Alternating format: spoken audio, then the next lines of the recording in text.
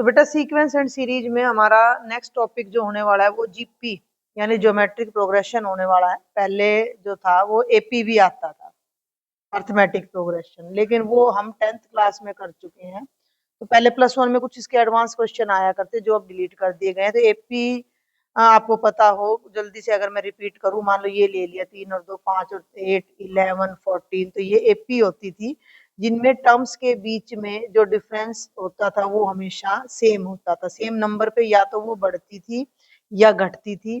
पहली टर्म को ए कहा जाता था, A1, ये हो गया अपना A1, ये हो गया A2, ये हो गया A3, A4, ये चलता था। एक कॉमन डिफरेंस होता था जो A2 माइनस A1 होता था, यानी कि दूसरी में से पहली टर्म को घटा दो। एक उसमें जनरल टर्म आती थी, थोड़ा सा इसका रिवीजन जरूरी है, थोड़ा सा A plus n minus 1 into d, याद है। और एक SN का फॉर्मूला आता था n/2 bracket 2a plus n minus 1 into में डी। ये सब चीजें हमने अपने 10th स्टैंडर्ड में पढ़ी थी, अर्थमेटिक प्रोग्रेशन। ठीक है, इसमें अर्थमेटिक प्रोग्रेशन में क्या था कि टर्म्स एक सर्टेन इंटरवल पे या तो बढ़ती थी या घटती थी। जीपी में क्या है, अब हम जीपी देखेंगे। जो आज का हमारा टॉपिक है वो है जियोमेट्रिक प्रोग्रेशन। ठीक है, थोड़ा मतलब प्रोग्रेशन का मतलब टर्म्स आगे आगे जिससे बढ़ रही है, उसको इन शॉर्ट हम through out the chapter GP से यूज करेंगे। तो एक वो देख लेते हैं क्रम हम अपना, कि देखो मान लो मैंने ले लिया, तो क्या समझ आ रहा है यहाँ पे आपको? कुछ कुछ ऑब्जर्व कर पा रहे हो आप इसमें? कोई ऐसी चीज आपको क्या लग रहा है कि किस तरह की सीक्वेंस चल रही है, क्या पकड़ पा रहे हो? हाँ हाँ, वेरी गुड। 3 का डबल कर दिया, यहाँ पर इसको 2 से मल्टीप्लाई किया तो 6 आ गया, 6 को 2 से मल्टीप्लाई किया तो 12, 12 को 2 से किया तो 24। इनको पहले मैं अगर नाम दे दूं A1 A2, है ना, ये सब बातें सिंपल है, सीक्वेंस में भी मैं बता चुकी हूँ, पहले टर्म दो A5। तो थोड़ा सा अगर आप ध्यान दो, सेकंड टर्म को फर्स्ट से डिवाइड करूं तो 6/3 2 आया। ठीक है, और थर्ड टर्म को सेकंड टर्म से डिवाइड करूं तो 12/6, ये भी 2 आया। ठीक है, फोर्थ टर्म को थर्ड टर्म से डिवाइड करूं, ये है फोर्थ टर्म, 24/12, तो भी 2 आया। और फिफ्थ टर्म को फोर्थ से डिवाइड करूं तो भी 2 आ रहा है। और ये जो A2/A1 है, दैट इज कॉल्ड रेशियो, अनुपात, छोटी क्लास से पढ़ते आ रहे हैं। और हम यहाँ देख पा रहे हैं कि इन टर्म्स की जो रेशियो है वो सेम आ रही है। इसको इससे डिवाइड करा 2 आया, इसको इससे करा तो 2 आया, इसको इससे किया, इसको इससे किया। जब किसी सीक्वेंस की टर्म्स इस तरह से आगे बढ़ती हैं कि उनका कॉमन रेशियो सेम होता है, कॉमन रेशियो सेम होता है, तो वो टर्म्स जीपी में कहलाती हैं। ठीक है, तो वो टर्म्स क्या कहलाती हैं? जीपी में कहलाती हैं। हेयर कॉमन रेशियो, इस चीज को बोला जाता है कॉमन रेशियो, यानी कि आर। वहां डी होता था, यहाँ आर है, 2 आ रहा है, सब में सेम आ रहा है, तो इट इज अ जीपी। तो ये जो सीक्वेंस है वो आपको, उसको हम क्या कहेंगे बेटा? जीपी कहेंगे। ठीक है, आप इसमें चाहो तो अपना थोड़ा हाईलाइट भी कर सकते हो जीपी को।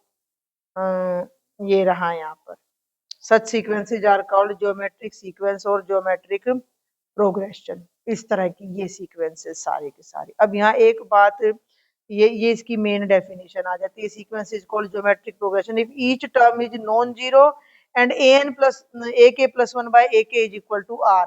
और जो कॉमन रेशियो है वो वो भी हो सकता है, एक से बड़ा भी हो सकता है। अभी देखो एक सीक्वेंस और लेती हूँ मैं, देखो मान लो मैं ले लूँ यहाँ 3 3 3 3 3। अब ये एपी भी और जीपी भी है, इसमें जो डिफरेंस है वो 0 0 का है, लेकिन जब मैं कॉमन रेशियो की बात करूं तो वो 1 आने लग रहा है हमारा कॉमन रेशियो। तो ये कॉमन रेशियो 1 भी हो सकता है। इसको बोलते हैं बेटा कांस्टेंट सीक्वेंस। क्यों? क्योंकि ये सीक्वेंस कांस्टेंट है, ना तो इसके एलिमेंट्स कम हो रहे ना ज्यादा हो रहे, जहां है वहीं की कांस्टेंट माने सेम, मतलब हमेशा एक जैसा रहना, तो ये कांस्टेंट सीक्वेंस है।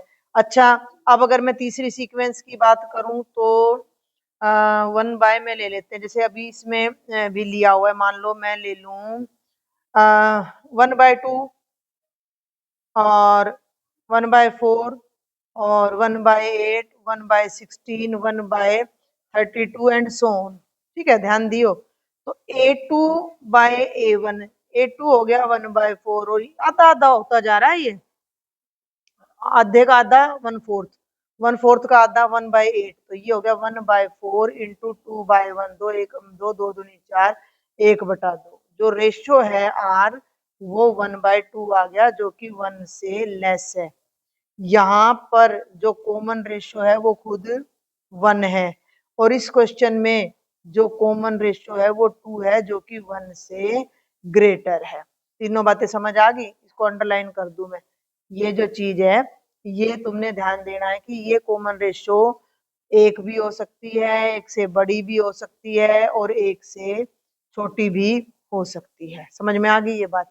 एक ऐसी सीक्वेंस मैं फिर से रिपीट कर दूं जिनमें कंजेक्यूटिव टर्म्स का common ratio through out same रहता है, वो जीपी कहलाती है। अब थोड़ा सा इसकी डिटेलिंग के लिए हम इस पहले वाली जीपी पे दोबारा चलते हैं, यहाँ आ जाते हैं, इनकी सारी डिटेल समझते हैं, अगली टर्म कैसे आएगी, nth टर्म का फॉर्मूला क्या होगा, एटसेट्रा एटसेट्रा। तो अब मैंने ले लिया कि 3, 6, 12, 24, 48 एंड सो ऑन। इसको अगर मैं लिख दूं 3, इसको लिख दूं 3 × 2, 12 को लिख सकती हूँ 3 × 4, इसको लिख सकती हूँ 3 × 8, इसको लिख सकती हूँ 3 × 16। सब में से 3 अलग कर दिया क्योंकि 3 ए है, पहला नंबर है, मैंने सब में से पहला नंबर अलग कर दिया। अब ये एपी तुम ऊपर देख चुकी हो, अभी अभी हमने यहाँ क्या देखा है कि ए तो 3 है, ए का मतलब फर्स्ट टर्म, और आर अभी ऊपर मैंने दिखाया था कितना है, 2 है, कॉमन रेशियो ऊपर देखा है, दिखाऊं? अभी याद है? तो मैं अब इसी को आगे लिख सकती हूँ, ध्यान देना, 3 की जगह तो 3, अब इसको ऐसे रहने दो, पहले तो 3 की जगह 3, फिर से 3 × 2, अब इस पे ध्यान दियो, 3 × 4 की जगह 2 की पावर 2, फिर 3 × 2 की पावर 3, 8 की जगह 2 की पावर 3 लगा दिया, अब 16 की जगह 2 की पावर 4 लगा दिया, एंड सो ऑन। अब इसको ए में और आर में बदल देते हैं, सबको ए में और आर में, तो ये तो ए हो गया, ये ए गुणा आर यानी ए आर हो गया, ए आर की पावर 2 हो गया, ए आर की पावर 3 हो गया, ए आर की पावर 4 हो गया। ये ध्यान देना, ये क्या है, ये हमारी फर्स्ट टर्म है, ये हमारी सेकंड टर्म है, ये हमारी थर्ड टर्म है, ये फोर्थ टर्म है, ये फिफ्थ टर्म है। हर टर्म में अगर आप ध्यान दोगे, पहली टर्म में आर है ही नहीं, दूसरी टर्म में आर एक बार मल्टीप्लाई हुआ, तीसरी टर्म में आर 2 बार मल्टीप्लाई हुआ, फोर्थ टर्म में आर 3 बार, एंड सो ऑन। इसी तरीके से मैं इसकी जनरल यानी कि nth टर्म भी फाइंड कर सकती हूँ।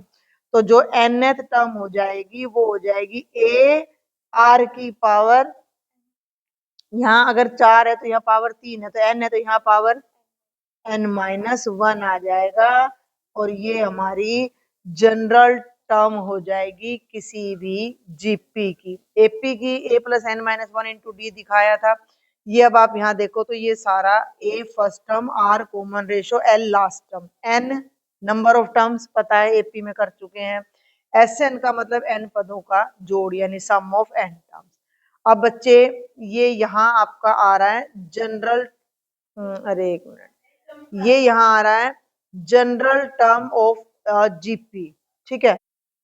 तो जनरल टर्म मैं आपको बता चुकी हूँ, तो इसका भी कहाँ है फॉर्मूला, इसमें दिख नहीं रहा, कहीं हाईलाइट कर दूं तो मैं, an इज इक्वल टू, हाँ ये रहा, a × r⁻⁴ n माइनस। इस तरह से ना अपने नोटबुक में अब यहाँ बिल्कुल ये दिखने में हमें दिक्कत आ रही थी कि भैया ये दिख ही नहीं रहा यहाँ पे। तो थोड़ा सा अपने नोटबुक में भी पहले चैप्टर शुरू करो ना, जो भी एक्सरसाइज शुरू करो उसके पहले अपने नोट्स लिख लिया करो, ए क्या है, nth टर्म क्या है, एसएन क्या है, और फिर अपनी एक्सरसाइज शुरू करा करो। तो इसका पहले के क्वेश्चन देख लेते हैं इसी का, इसी टॉपिक पे बेस्ड हम एक एग्जाम्पल ले लेते हैं।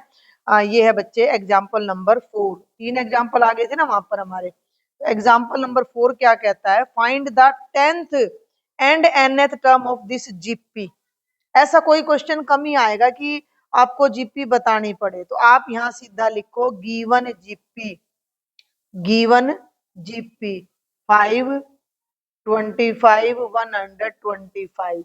अब इसमें ए और आर निकाल लो। ए 5 हो गया, आर के लिए आपने फॉर्मूला जरूर लिखना है A2/A1, यानी कि 25/5, 5 5 जा 25, तो आर की वैल्यू भी आ गई 5 हो गया।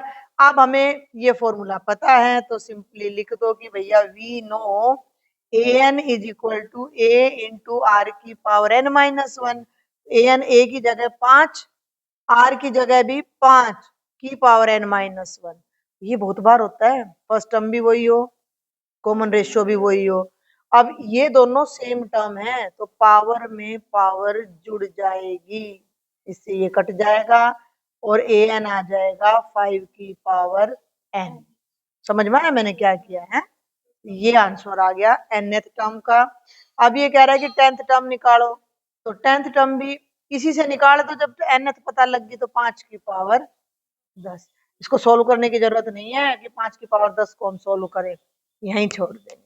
अगर डायरेक्ट निकालनी होती, अब मैं कह दूं कि भाई 15वीं टर्म निकालो, अब मैं कह दूं कि 15वीं टर्म निकालो डायरेक्ट, तो फिर तुझे यही फार्मूला लगाना पड़ेगा, आर की पावर 15 माइनस 1 5, और 5 की पावर 14, 14 और 1 15, 5 की पावर 15।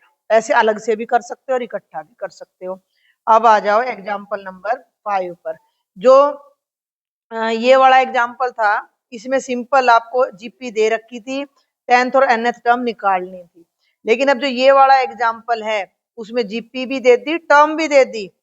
क्या कहता है, which term of this GP is 1,31,072। इस जीपी में ये 1,31,072 कौन से नंबर पर आएगा।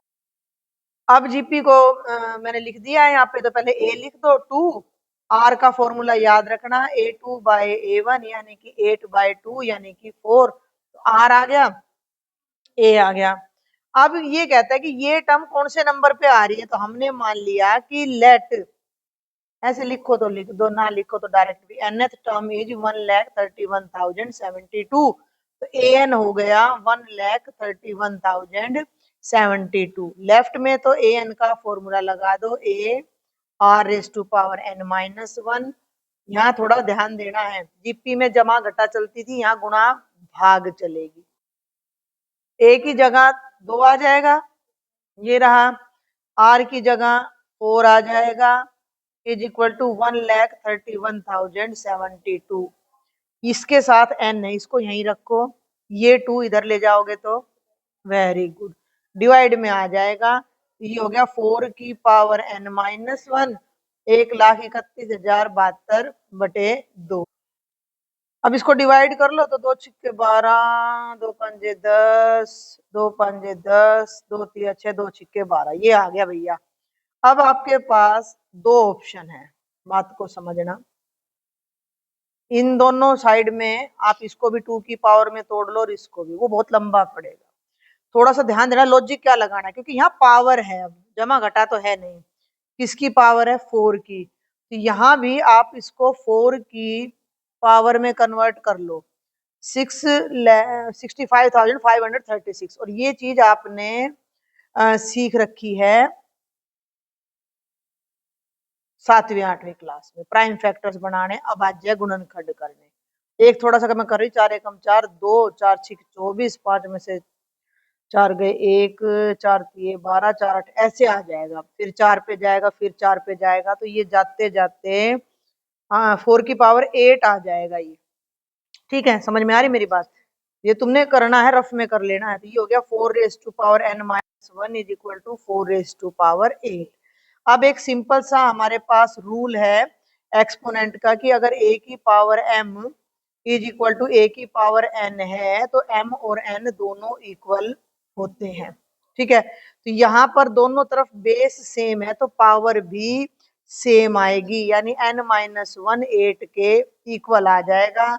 n-1 इज इक्वल टू 8, 1 को राइट साइड में ले जाओ, 9 आ गया, n की वैल्यू 9 आ गई। तो आप लिख सकते हो कि हैंस जो टर्म हमें दे रखी है वो कौन से नंबर पर आ रही है, 9th नंबर पर आ रही है। तो hence 9th term is 1,31,072। Clear है। एक और देख लेते हैं टर्म्स का, एक और क्वेश्चन है, फिर उसके बाद सम वाला आएगा जिन्हें हम अगले लेक्चर में ले लेंगे। अभी आप आ जाओ एग्जाम्पल नंबर 6 पर।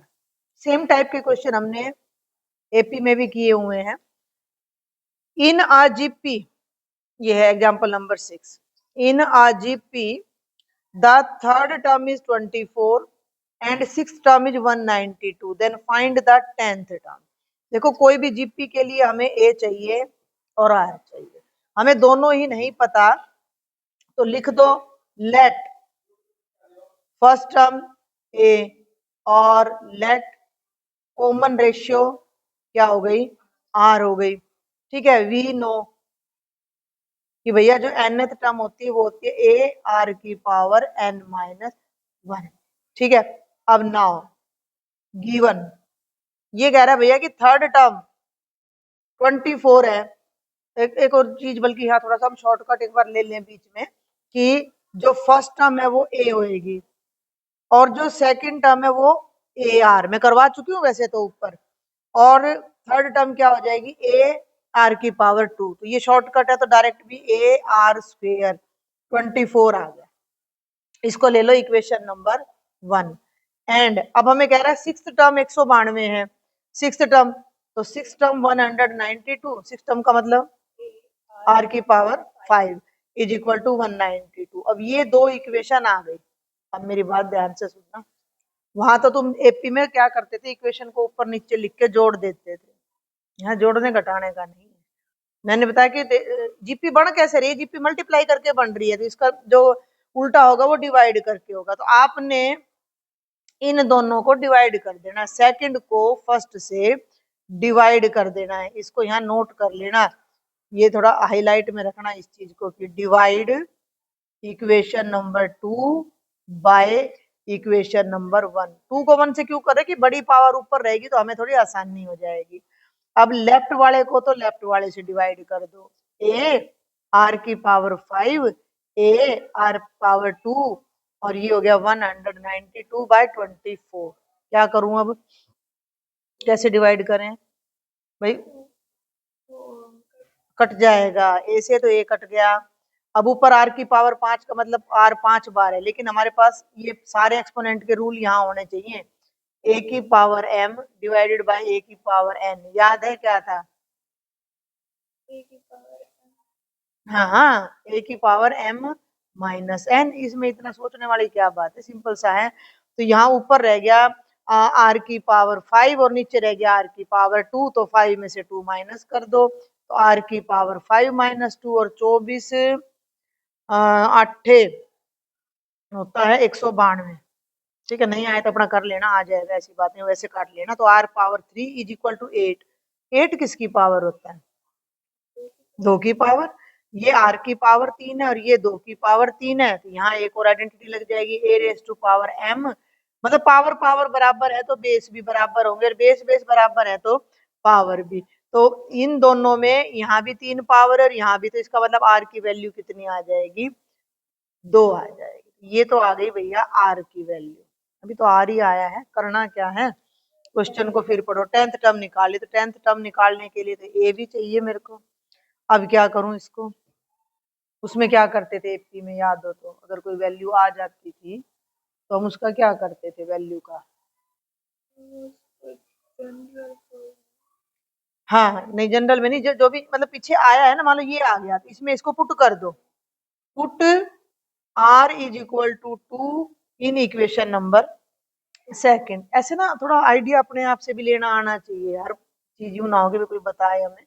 इज इक्वल टू 192, आर की जगह 2 आ गया तो ए 2 की पावर 5 192, 2 को 5 बार करो 2 दूनी 4, 32 आ जाता है, तो 32 ए इज इक्वल टू 192, ए आ जाएगा 192 बाय 32, 32 छिक्के 6 दूनी 12, 6 तो ठीक है। तो ए की वैल्यू कितनी आ गई?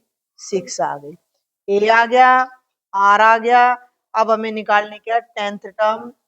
तो नाउ 10th टर्म का फॉर्मूला होता है ए आर की पावर 9 और ए की जगह 6, आर की जगह 2 की पावर 9। ये आसान है, इसको मल्टीप्लाई कर सकते। 2 की पावर 9 512 होता है, 6 दूनी 12, 6 कम 6 और 1 7, ये 3072। ये हमारी 10th टर्म आ जाएगी इस जीपी की, जिसमें ये दो कंडीशंस हमें दी गई थी। ठीक है, तो ये इतना ही बहुत है। आगे दो तीन क्वेश्चन है, वो सम वाले हैं। कुछ अलग से क्वेश्चंस भी हैं, कुछ अलग से टर्म्स भी है, अभी बहुत बड़ी है एक्सरसाइज। तो इसके बेस पे मैं क्वेश्चंस बता देती हूँ। कुछ आप फर्स्ट कर सकते हो, सेकंड कर सकते हो, थर्ड भी ट्राई कर सकते हो, फोर्थ और फिफ्थ और सिक्स्थ भी कर सकते हो। 6 क्वेश्चन। एक बात और बीच में अब आ जाती है, यहाँ थोड़ी सी ध्यान देंगे कि अगर कोई 3 नंबर एपी में है तो, जीपी में है, तो बहुत इंपॉर्टेंट रिजल्ट है। If A B C are in GP, ठीक है। अगर नंबर जीपी में है तो क्या होता है? A2 बाई A1 और भाई A3 बाई A2 बराबर होता है। तो ये चीज तुम्हें ध्यान रखना है कि 4 जीपी सेकेंड टर्म को फर्स्ट से डिवाइड करो और थर्ड को सेकंड से करो तो एक ही बात आती है। यहाँ अगर मैं देखूं तो मैं बी को ए से डिवाइड करूं और सी को बी से, एक ही बात है। क्रॉस मल्टीप्लाई कर दो, बी को यहाँ ले जाओ, B cross B is equal to A C, और ये आ जाएगा B square is equal to A C. तो ये एक बहुत इंपॉर्टेंट रिजल्ट है आर इन जीपी। इसको थोड़ा सा छोटा करके यहीं इसको कंक्लूड कर देती हूँ। R in GP then B square is equal to A C.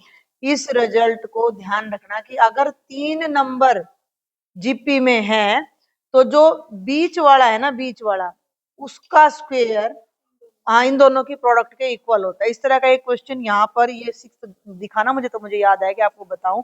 तो डायरेक्ट भी कर सकते हो, और डायरेक्ट ना कर सको, मान लो जरूरी नहीं है कि भाई ये फार्मूला आपको याद ही रहे, तो आपने फिर ये रूल लगाना है कि 3 टर्म, जब भी कुछ टर्म जीपी में होते तो दूसरी को पहली से, तीसरी को दूसरी से, चौथी को तीसरी से डिवाइड करोगे तो उत्तर हर बार सेम आएगा, यानी कॉमन रेशियो सेम आएगी। तो आप इसमें try question number 1 to 6 of exercise 8.2 new book के अकॉर्डिंग। ठीक है, बाकी नेक्स्ट वीडियो में करेंगे। Thank you.